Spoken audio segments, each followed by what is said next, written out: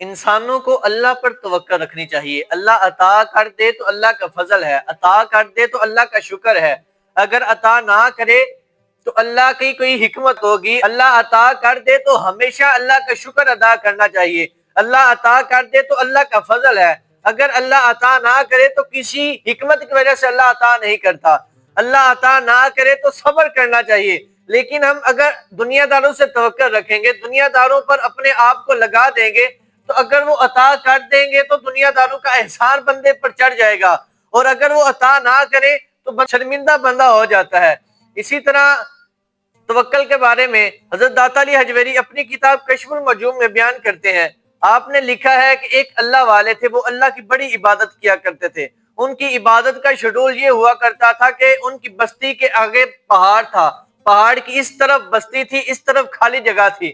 وہ صبح نماز پڑھتے تو پہاڑ کی دوسری طرف چلے جاتے. ساتھ انہوں نے بکریاں رکھی ہوئی تھی، بکریاں چراتے، ساتھ سارا دن عبادت کرتے، عصر تک عبادت کیا کرتے تھے.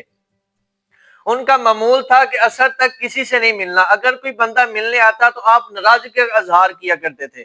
ایک بندہ بڑی دور کا سفر کر کے آیا. بستی والوں نے کہا کہ ابھی انتظار کر لو، عصر کا وقت ہوگا تو حضور آئیں گے تو مل لینا. اس نے کہا کہ میں بڑی دور سے آیا ہوں، واپس بھی جانا ہے، رات ہو جائے گی، میں مل لیتا ہوں. انہوں نے کہا کہ حضور ناراض ہوتے ہیں.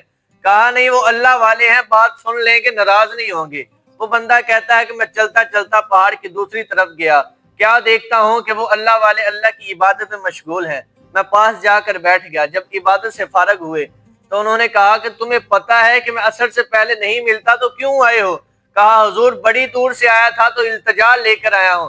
کہا ٹھیک ہے بیٹھ جاؤ. کہا حضور میں نے ایک عجیب منظر دیکھا.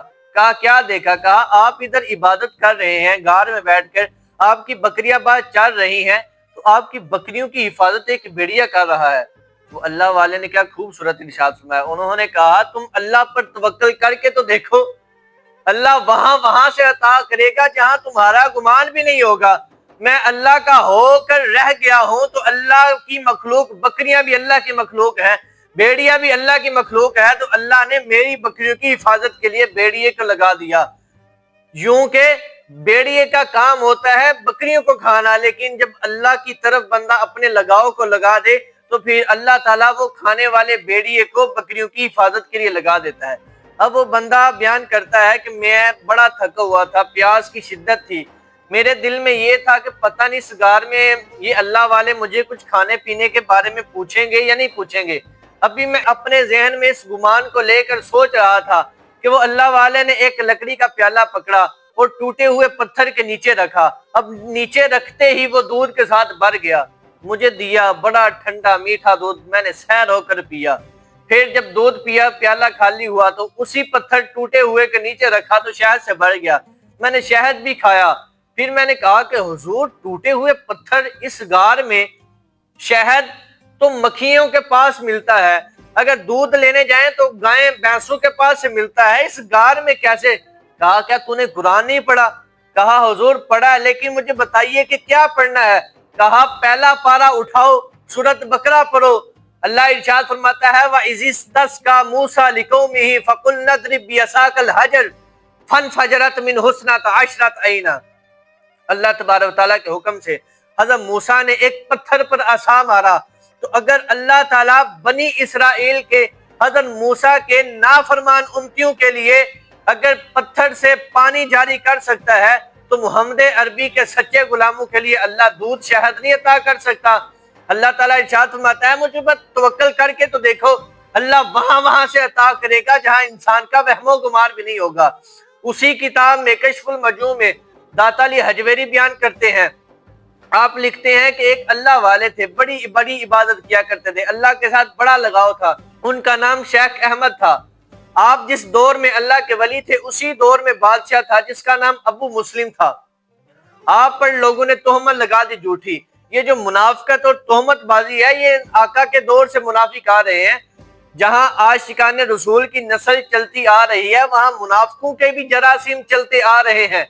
تو وہ منافق لوگوں نے ان پر تہمت لگا دی. وہ بادشاہ نے حکم دیا کہ حضرت صاحب کو قید خانے میں قید کر دیا جائے. اب شیخ احمد کا معمول ہوا کرتا تھا کہ جتنی مرضی مشکل آ جائے کبھی کسی دنیا دار کے آگے سوال نہیں کیا، کبھی اپنی بات کو کسی دنیا دار کے آگے نہیں رکھا۔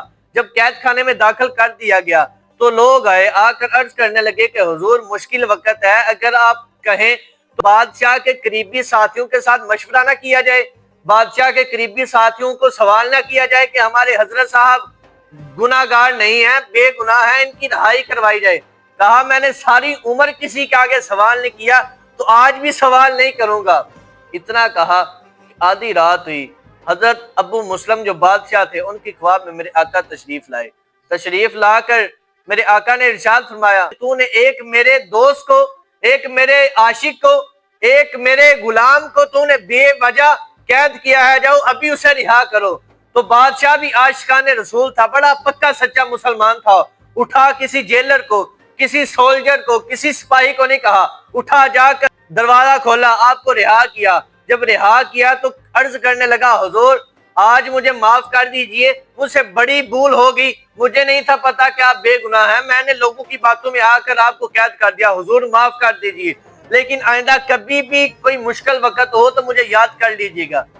تو شیخ احمد آپ نے بیان کیا، آپ ارشاد فرماتے ہیں تجھے ابھی بھی سمجھ نہیں لگی؟ کہا حضور کیا مجھے معاملہ سمجھ نہیں آیا؟ کہا جس رسول نے تجھے آدھی رات کو تہجد کے وقت مجبور کیا اٹھنے پر، مجبور کر کے مجھے رہا کرنے پر تجھے مجبور کیا، وہ میرے آقا کبھی مجھے تنہا رہنے دیں گے؟ کسی چیز کی ضرورت مجھے آنے دیں گے؟ تو یہ ہوتا ہے اللہ پر توکل۔ جب بندہ اللہ کا ہو کر رہ جاتا ہے، حدیث قدسی ہے، اللہ ارشاد فرماتا ہے کہ بندے ایک تیری چاہت ہے، ایک میری چاہت ہے، آخر میں ہوگا وہی جو میری چاہت ہے، لیکن اگر تو میری چاہت کو چھوڑ کر اپنی چاہت کے پیچھے ساری عمر بھاگتا رہے، تجھے تیری چاہت نہیں ملے گی، لیکن آخر میں ہوگا وہی جو میری چاہت ہے۔ لیکن اگر تو اپنی چاہت کو چھوڑ کر میری چاہت کے پیچھے آ جا تو پھر خدا بندے سے خود پوچھے گا بتا تیری رضا کیا ہے۔ اللہ ارشاد فرماتا ہے اگر تو اپنی چاہت کو چھوڑ کر میری چاہت کے پیچھے آنا تیرا کام ہے، پھر سب کچھ وہی ہوگا جو تیری چاہت ہے۔ تو اللہ پر توکل رکھ کر دیکھیں، اللہ وہاں سے عطا کرتا ہے جہاں انسان کا وہم و گمان بھی نہیں ہوتا۔